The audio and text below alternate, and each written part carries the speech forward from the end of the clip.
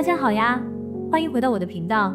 在前3集，我们系统性的还原了一位名为严东西的 YouTuber 是如何从制造谎言到否认事实，再到扭曲现实的全过程。截至2025年6月底，他已经收到了2份刑事诽谤案的法院传票，他所有的谎言都已经被一一戳破。2025年6月30日，肖恩先生提告严东西案在泰国清迈法院首次开庭。虽然严东西本人并未出庭，但法官当庭向其代理律师下达了一道明确的禁言令，要求被告停止发表任何关于肖恩或巨伟的言论。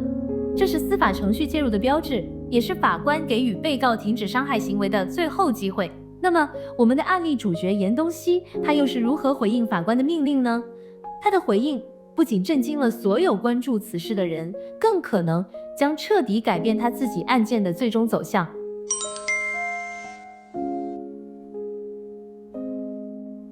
让我们记住这个时间点：2025年6月30日，法官下达禁言令。然而，就在禁令下达的几个小时后，一场精心设计的表演开始在 YouTube 的留言区上演。当天下午，泰国时间约6点，严东西本人开始活跃在留言区。他先是轻描淡写地说自己下午睡到6点，接着便开始向粉丝科普，声称泰国的刑事诽谤案，被告本人必须出席。这是一场精心设计的烟雾弹。他试图透过这些看似专业的法律讨论，向观众传递2个错误的潜台词：第一，他对开庭并不知情；第二，官司根本没那么严重。在释放完烟雾弹，误导完观众之后，他才在当晚正式向法官的命令发起了挑战。他贴文预告即将发布一支关于肖恩被泰国第3台点名的影片。2025年7月1日凌晨，禁言令生效不到24小时，他如期发布了这支影片。这是一次有预谋的、经过精心铺陈的对法庭禁言令最直接的公然违反。从事后在留言区制造不在场证明，到预告影片，再到最终发布，每一步都显示出他清晰的意图。这种行为在任何国家的法律体系中只有一个定义：藐视法庭。这不再是口水战，这是被告本人在用实际行动向泰国的司法权威发起了直接的挑战。他似乎在对所有人宣布，官司并不存在，法官的命令对我无效。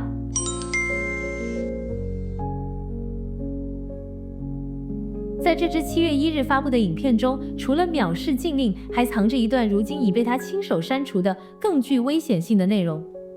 接下来的片段来自严东西先生已删除的公开影片，其中包含了集资暗示与煽动性言论。我们在此呈现并非认同其内容，而是为了进行事实还原，并进行后续的法律分析。我们需要的是一个有序运行的制度和机构，在这个机构里，大家能够各司其职，汇集所有有共同愿景的人们的力量。这种力量可以是技能，可以是渠道，也可以是资金。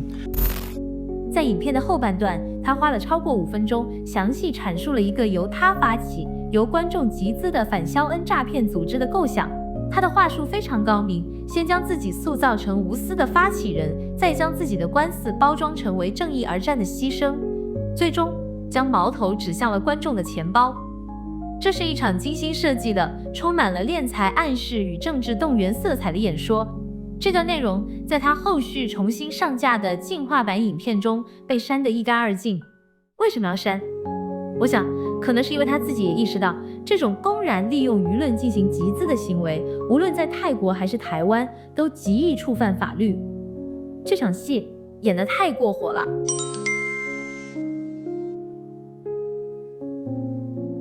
在公然违反禁言令后，严东西很快遇到了新的麻烦。他过去发布的大量攻击性影片，因涉嫌侵犯版权，开始受到 YouTube 平台的制裁，旧频道面临被终止的风险。为了继续发声，同时规避平台规则和法律责任，他准备上演一场自以为聪明的金蝉脱壳。而在脱壳之前，他需要为自己接下来的行为铺陈一个看似悲壮的理由。7月14日，他在旧频道贴出了这篇将自己比作冤案主角的剧本，他将自己与中国的孙小果案、江歌案，甚至是美国的水门事件相提并论，试图将自己从一个毁谤案的被告美化成一个被迫害的冤案主角。透过这种极具误导性的类比，他为自己接下来的行动预先设定了一个正当化的借口。在自导自演完这场冤案大戏后的隔天，7月15日，他正式宣布开设新频道严长安。在那个频道里，我几乎就不会再去讲和肖恩有关的一些事情，或者是一些以后其他的一些观点类型的分享啊，这些内容我都会放在严长安的这个节目里。在新频道的第一支影片里，他亲口向所有观众解释了这个策略，就频道严东西未来只做生活记录，而所有和肖恩有关的一些事情都会转移到新频道严长安来继续讨论。让我们从法律角度来解读这个行为，这是一次有预谋的以继续违法为目的的策略转移。他开设新频道不是为了遵守禁言令，恰恰相反，是为了更没有顾忌的、更肆无忌惮的继续违反禁言令。这份自白是他持续性藐视法庭意图的又一份铁证。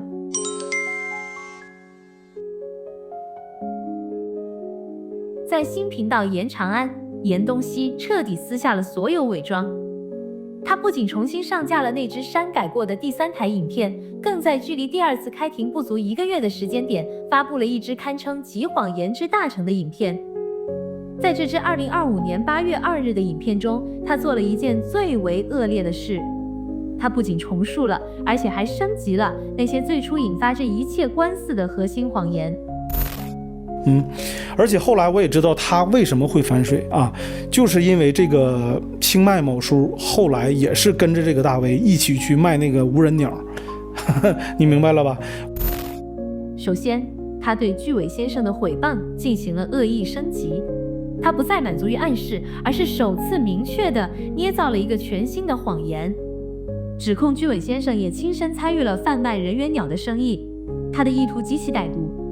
将2位分别独立提告的原告强行捆绑成一个共同犯罪的诈欺团伙。其次，他对肖恩先生的毁谤进行了人格上的最终贬损。你看人家之前卖佛牌卖圣物，也可以说是一手佛牌圣物，一手赌场筹码。你说什么样的价值观会把这2样东西同时推给你？他将肖恩先生推广韩国旅游的商业合作与他过去的宗教信物生意恶意关联，总结出一个极具侮辱性的标签：一手佛牌圣物，一手赌场筹码。这是在公开宣称肖恩先生是一个毫无信仰、唯利是图、人格分裂的伪善者。